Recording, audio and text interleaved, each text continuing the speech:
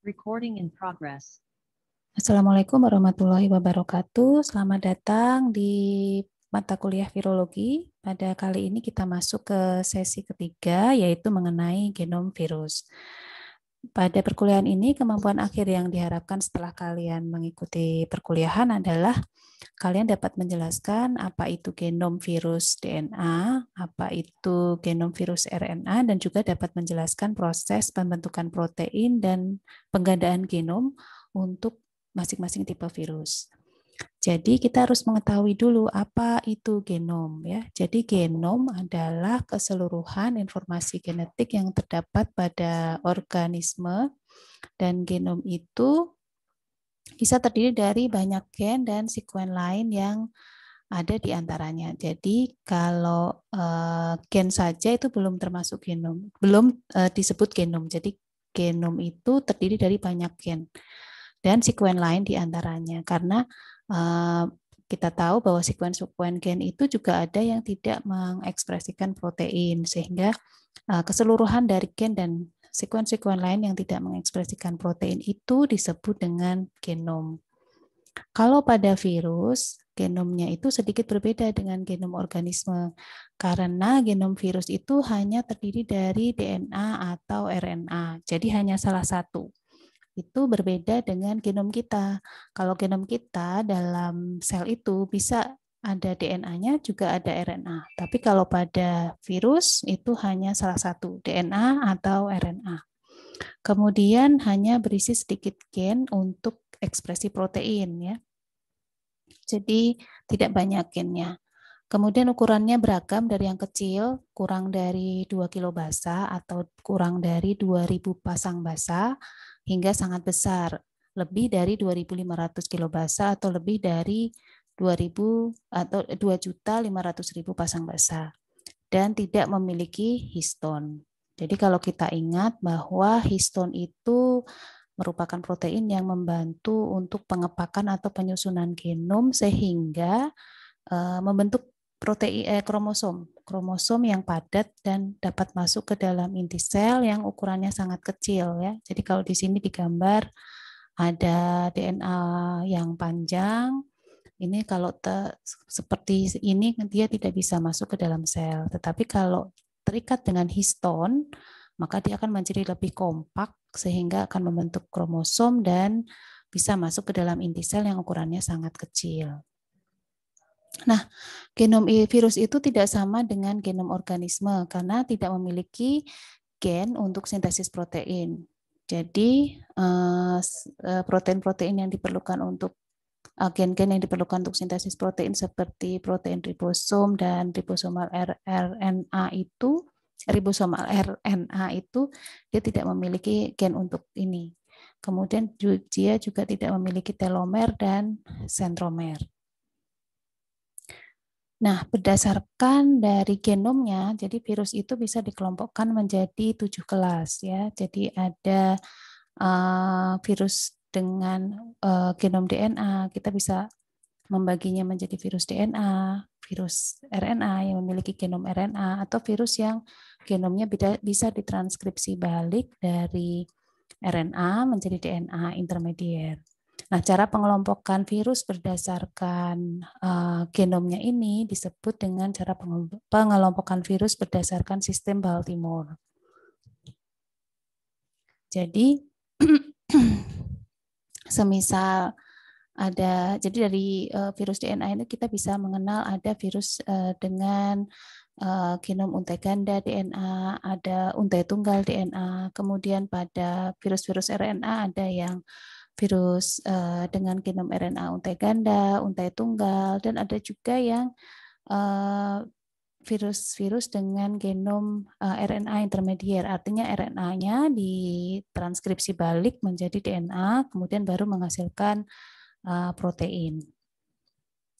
Nah, kita masuk pada genom pada virus-virus DNA. Jadi virus bisa kita sebut berdasarkan jenis genomnya ya. Jadi kalau virus itu memiliki genom DNA disebut virus DNA. Di sini ada genom DNA untai ganda atau double stranded DNA dimiliki oleh virus yang masuk dalam famili Adenoviridae, Asparviridae, herpes viridae, papilloma viridae, polioma viridae, dan pox viridae. Pembentukan mRNA dibantu oleh enzim RNA polimerase dari sel inang. Ya. Jadi strukturnya mirip dengan DNA kita ya. Jadi dia untai ganda.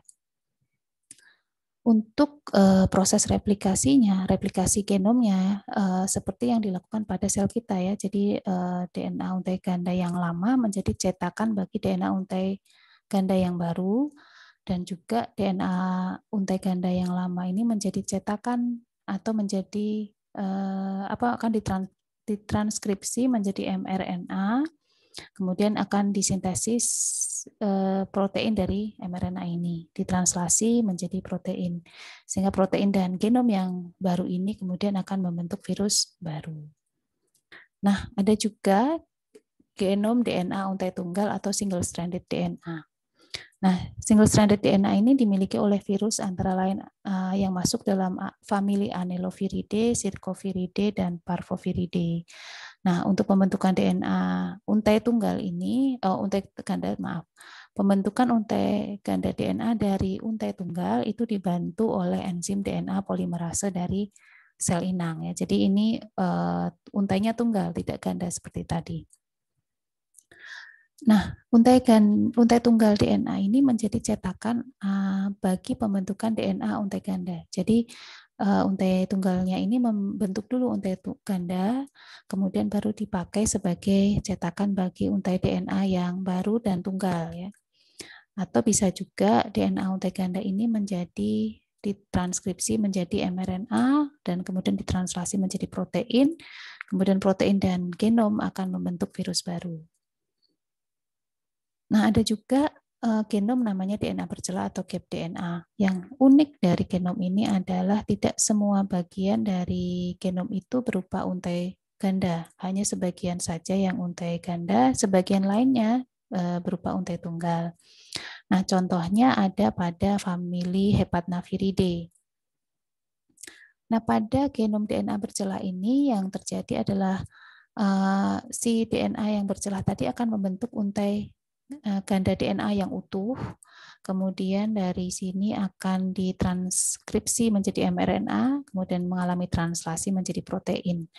Atau untuk replikasinya atau penggandaan genomnya, maka DNA untai ganda ini akan menjadi cetakan untuk pembentukan RNA untai tunggal, kemudian dari sini akan membentuk DNA untai tunggal, kemudian dari sini akan dihasilkan DNA untai ganda yang bercelah, yang warna biru tua ini. Nah, genom DNA dan protein akan membentuk virus baru. Nah, itu tadi pada virus-virus DNA. Nah, apa yang ada pada virus RNA? Kita lihat. Nah, sebelum kita masuk ke genom virus RNA, kita harus mengetahui dulu bahwa virus itu memiliki enzim RNA polimerase yang dapat digunakan untuk membentuk mRNA dari cetakan RNA yang lama, atau disebutnya RNA dependent RNA polymerase, dan ini tidak ada di sel inang.